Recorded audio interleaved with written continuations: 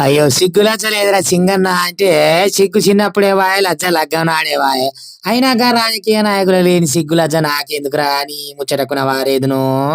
అగో అంటే రాజకీయ నాయకులు అంత సిగ్గు లేనోళ్ళు శరం లేనోళ్ళ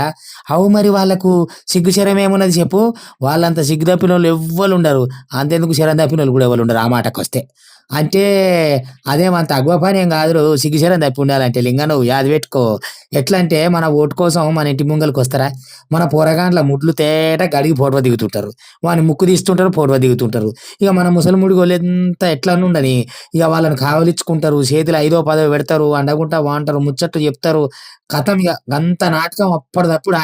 ఆడాలంటే అల్కగా అయ్యే ముచ్చటేనా చెప్పు సీన్ వాళ్ళకి కూడా టేకులు ఉంటాయి కానీ వీళ్ళకి మటుకు టేకులు ఉండే ఏముండయి చాలా అల్కగా ఆడతారు అప్పటిదప్పుడే మత్పరిస్తారు మాటలతోటి గంత నాటకం రావాలంటే ఎట్లా చెప్పురి ఇక కథం గెలిచి మళ్ళీ మనకాయ మళ్ళీ చూడరు సరే గీ ముచ్చట మీదకి వెళ్ళి శరం తప్పిన వాళ్ళే అనుకుందాం అంటే ఇక మళ్ళీ పార్టీలు మారే కాడ మట్టుకు అస్సలు లజ్జ సిగ్గు ఇచ్చిన మాట శాసనం ద్వారా చేసిన ప్రమాణం అవన్నీ మర్చిపోయి అంగట్ల సరుకోలే ఎవ్వనికి పడితే ఆయనకే ఎందుకు పోతారో ఏందో ఎవ్వరికి తెలియదు అనుకో రాదురి అంగట్ల పశువులు మెడల కండువ మార్చుకుంటానికి తలకాయ ఆడ పడితే ఆయన ఉంచుతూనే ఉంటారు ఇక వాని ఉంచుడు వరలే పోను పెండ్లం కాడ పిల్లల కాడ మార్చుతావు ఇట్లాంటి మార్పిడి కాయలు కచ్చకాయలు ఆడతారు అట్లా చేస్తే రమ్మన్నటోళ్ళకి ఇవ్వలేదు పోయేటోనికి పామంది లేదు ఇవాళ రేపట్లో మీకన్నా కోతున్నాయే మొసం ఆకలికి కొమ్మలు దుక్కుతాయి కానీ మీరు ఆశకు పోయి అంగడైతుండ్రు నమ్ముకున్నారు జనాల్లో నట్టేట ముంచుతుండ్రు ఇక ఈ నడుమ ఈ ముచ్చట మీదకి వెళ్ళి మొసమర్రకుండా మొత్తుకుంటారు ఒక పార్టీ వాళ్ళు కాకపోతే ఒక పార్టీ వాళ్ళు